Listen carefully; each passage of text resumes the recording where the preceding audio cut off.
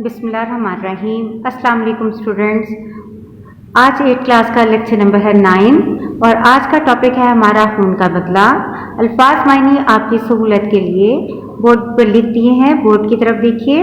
लथपथ कहते हैं आलूदा को, हुजरा कमरा, निढाल थका मांदा, नकाहत कमजोरी, दीवानावार पागलों की तरह, बिफरा हुआ बहुत गुस्से में, लहजा बलहजा, दम बदम या लम्हा बलहमा, मलाल गम को कहते हैं, बदबख्त बदनसीब, मोहलत हिलाक कर देने वाला, रफा दूर, दस्तूर कायदा, कारी गहरा, मजामत कहते हैं शर्मिंदगी को, आरजू ख्वाहिश को, इंतकाम बदला, हसरत अफसोस। आ जाइए अब बुक की तरफ। बुक का है पेज नंबर 32, खून का बदला। अल्फाज मायने मैंने आपको बोर्ड पे करवा दिए हैं, अब रीडिंग कर लेते हैं। मुराद खान खून में लथपथ एक चारपाई पर पड़ा था। गांव के लोग इसके हुजरे में जमा थे। इसकी बीवी और नौजवान बेटी मारे गम के निढाल हुई जा रही थी। मुराद खान की हालत लहजा बलहजा खराब होती जा रही थी।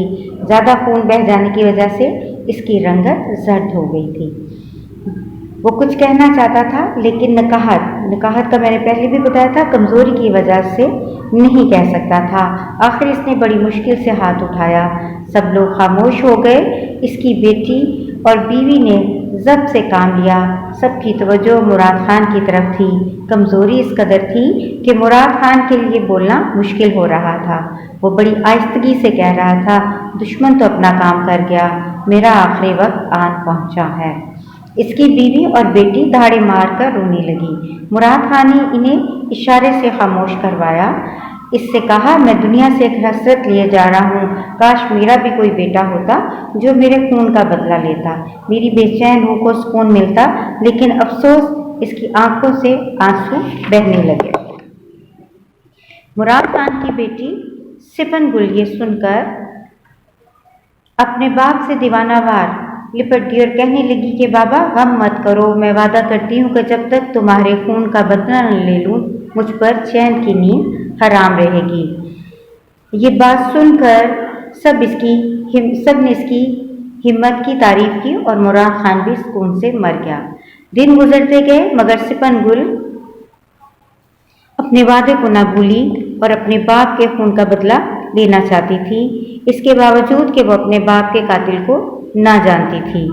इससे सिर्फ इतना मालूम था कि इसके बाप पर कोई शख्स गोली चलाकर पहाड़ों में गायब हो गया और लोग इसके बाप को जख्मी हालत में वहां से उठा लाए। किसी शख्स को भी कातिल के बारे में कुछ भी इल्म नहीं था। सिपन गुल इंतकाम की आग में जल रही थी, लेकिन कातिल का पता नहीं चल रहा था। वक्त गुजरने के साथ साथ जज्बात में कमी की बजाय शिद्दत आती गई। लोग इसे समझाते कि तुम नौजवान हो, खूबसूरत हो, क्यों अपनी ज़िंदगी को बर्बाद कर रही हो, अपने आप पर रहम खाओ। मगर सिपन गुल पर इन बातों का कोई असर नहीं होता था। बदले के ख्याल में वो भूल चुकी थी कि वो अपनी प्यारी माँ की खिदमत से भी गाफिल हो गई है। एक रात सिपन गुल ने अपने बाप को ख्वाब में देखा। वो कह रहा था कि बेटी, मेरी रूह तुझसे बहुत खुश है। मुझे अब कोई मलाल नहीं कि मेरा कोई बेटा नहीं। तूने बेटों से बढ़कर मेरे कातिल की तलाश की है, लेकिन तू इस ख्याल को अपने दिल से निकाल दे और अपनी बूढ़ी माँ की खिदमत कर। इस ख्वाब से सिपन गुल जाग उठी और कानों में बड़ी देर तक अपने बाप की आवाज़ गूंजती रही। इतने में दरवाजे पर दस्तक हुई। थोड़ी देर के बाद फिर किसी ने दरवाज़ा खटखटाया तो माँ भी जाग पड़ी। माँ बेटी दोनों ने उठ के दरवाज़ा खोला। दरवाज़ा खोलते ही एक जख्मी नौजवान धड़म से अंदर आ गिरा और गिरते ही बेहोश हो गया। वो कुछ देर तो इसे देखती रही, फिर माँ ने इसके मुंह पर पानी के छींटे मारे। दोनों ने इसे पलंग पर लिटाया। सिपन गुल ने जल्दी से पानी गर्म करके इसके जख्म धोए और इसे कुछ देर बाद होश आ गया।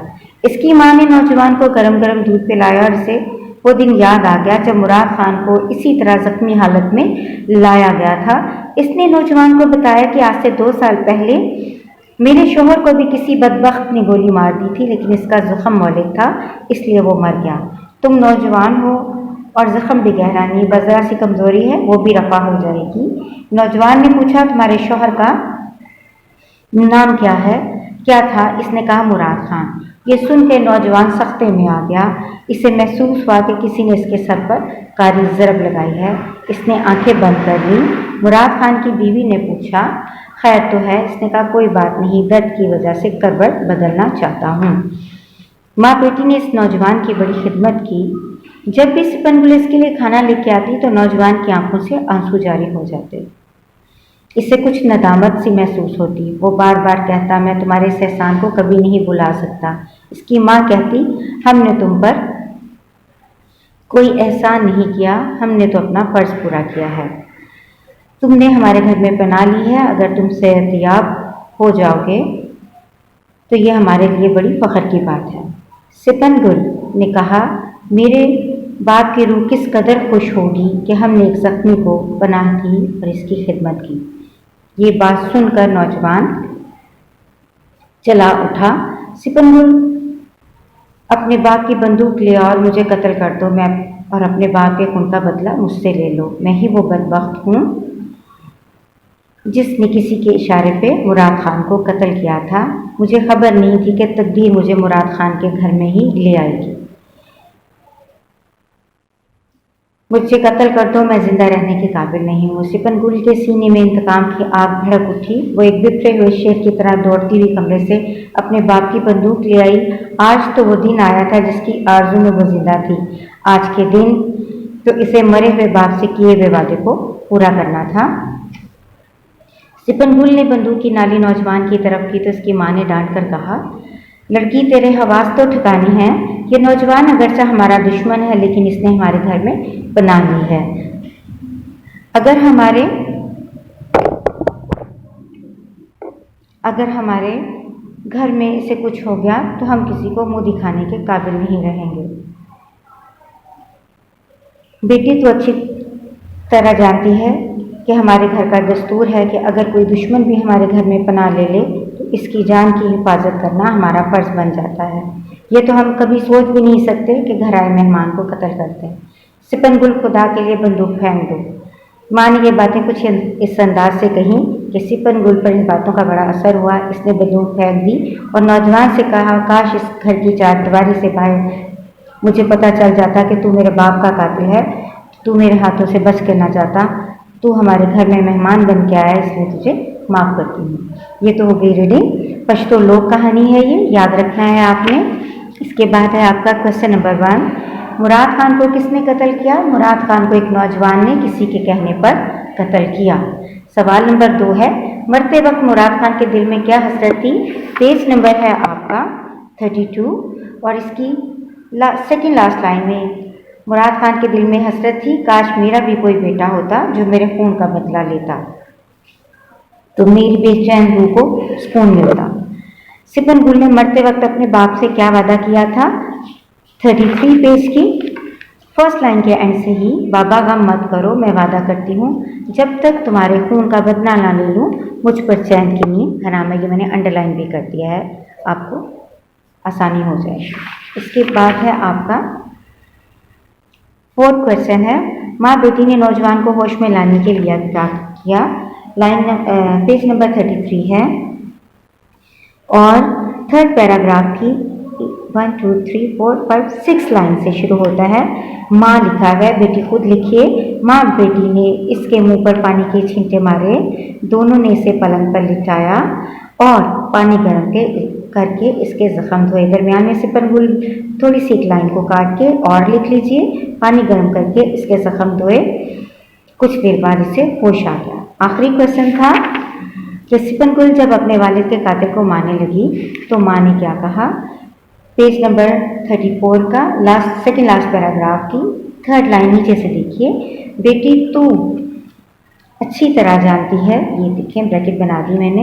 हमारा दस्तूर है कि अगर दुश्मन भी हमारे घर में पनाह ले ले तो इसकी जान की हिफाजत करना हमारा फ़र्ज बन जाता है। ये क्वेश्चन नंबर हो गया 5। अब आ जाते हैं क्वेश्चन नंबर 2 पर। दुरुस्त जवाब की निशानदेही करनी है आपने। मुराद खान खून में लथपथ पड़ा था चारपाई पर, ज़्यादा खून बह जाने से इसकी रंगत हो गई सर्द। वक्त गुजरने के साथ साथ सिपन गुल के जज्बात में शिद्दत आती गई।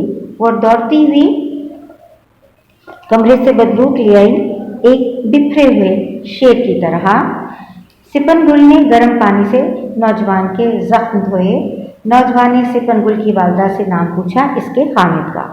क्वेश्चन नंबर है आपका 3। अल्फाज के मुतजाद लिखने हैं। पेंसिल स्टूडेंट्स हाथों में रखा कीजिए ताकि आपके लिए आसानी हो।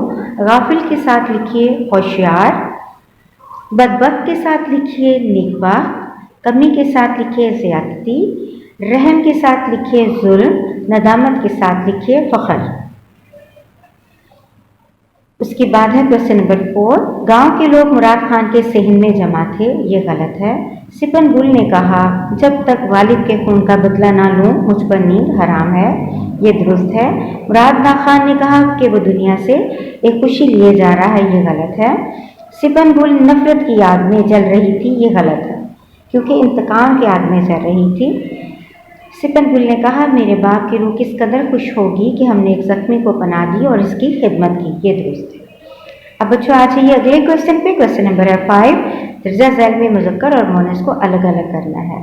रंगत मोनस है, खून मुज़क्कर है, मुश्किल मोनस है, गम मुज़क्कर, वक्त भी मुज़क्कर है और रूह मोनस है। दर्जा झैल अल्फाज की जमा लिखनी है आपने। हालत का लिखिए हालात, मकसद का मकासद, शख्स का अशखास, इल्म का अलूम, रूह का अरवाह, अलिफ रे वाओ अलिफ और हे अरवाह, एहसान का एहसानात। अब है हमारा कॉलम। क्वेश्चन नंबर है 7। कॉलम अलिफ को बे के मुतालिका अल्फाज से मिलाना है आपने। रात के साथ आ जाएगा ख्वाब, आंख के साथ आंसू, जख्मी के साथ आ जाएगा आपका बेहोश, घर के साथ चारदीवारी, रफ़ा के साथ ख़त्म, खून के साथ लथपथ, हसरत के साथ काश। ये तो हो गया क्वेश्चन नंबर 7। अब है क्वेश्चन नंबर 8 आपका। क्वेश्चन नंबर 8 है खुलासा। स्टूडेंट अभी जो आपका लास्ट लेक्चर गया है रिव्यू में, उसमें मैंने खुलासे के लिखने के असूल आपको बता दिए थे कि खुलासा कैसे लिखते हैं। वो 1/4 कहानी का होता है। आपने अच्छी तरह से कहानी को 1 से 2 बार पढ़ लीजिए। उसके बाद आप उसको लिखिए, लेकिन लिखते हुए एक बात का ख्याल रखना है, वाक़यात की तरतीब को आपने बदलना नहीं है। जो तरतीब है, जो बात पहले लिखी गई है उसको पहले लिखना है और जो बात बाद में कही गई है उसको बाद में लिखना है। और हर वाक़ये की तफसील नहीं लिखनी, मुख्तसर बयान करना है। तो मुझे उम्मीद है कि आप इसका खुलासा खुद से तहरीर करेंगे। उसके बाद है आपका दर्जा झैल जुमलों को रोज़मर्रा के मुताबिक दुरुस्त करके लिखना है। गलत लिखा हुआ है, इसकी आपने दुरुस्ती करनी है। सोफे के ऊपर किताबें पड़ी हैं, ऊपर को काट दीजिए। सोफे पर किताबें पड़ी हैं। अब्दुल्ला की खेल शानदार है, की को काट दीजिए। अब्दुल्ला का खेल शानदार है। लाहौर और मुल्तान के दरमियान कितने मीलों का फासला है, मीलों को काटकर मील कर लीजिए। लाहौर मुल्तान के दरमियान कितने मील का फासला है। 4 महीनों बाद आज तुम्हारी शक्ल देखी है। 4 महीने बाद, महीनों नहीं महीने बाद तुम्हारी शक्ल देखी है। इमरान ने नई टोपी ओढ़ रखी है। टोपी ओढ़ना नहीं होता, पहन रखी है लिखिए। बारिश बरस रही है, बारिश हो रही है। वो अंग्रेजी को जानता है, वो अंग्रेजी जानता है। को काट दीजिए। लास्ट में आपका क्वेश्चन है 9। मुनासिब अल्फाज की मदद से खाली जगह पूरी कीजिए। मुराद खान की हालत लहजा ब लहजा खराब होती जा रही थी। दूसरा है वो कुछ कहना चाहता था लेकिन नकाहत की वजह से नहीं कह सकता था। नकाहत आएगा बे में। जीम है सिपनगुल ने कहा, तू हमारे घर में मेहमान बन के आया है इसलिए माफ़ करती हूँ। और दाल में अगर दुश्मन भी हमारे घर में पनाह ले ले तो इसकी जान की हिफाजत करना हमारा फ़र्ज़ बन जाता है। आखिर में है सिपनगुल के सीने में इंतकाम की आग भड़क उठी। इसके आगे दरख्वास्त लिखने का तरीका बताया गया है। दरख्वास्त या अर्ज़ी ऐसी तहरीर को कहते हैं जिसमें किसी चीज़ को हासिल करने या किसी काम के करने की गुजारिश की जाती है। दरख्वास्त के 4 हिस्से होते हैं: सरनामा, अलकाब, नफ्स मज़मून और ख़ात्मा। दरख्वास्त का मज़मून सादा और आम फहम होना चाहिए। छोटे छोटे जुमलों में दरख्वास्त लिखी जाए। स्कूल छोड़ने की सर्टिफिकेट की दरख्वास्त एक नमूने के तौर पर नीचे लिखी हुई है, इसको देख लीजिएगा। ये था आज का आपका लेक्चर। अल्लाह हाफ़िज़।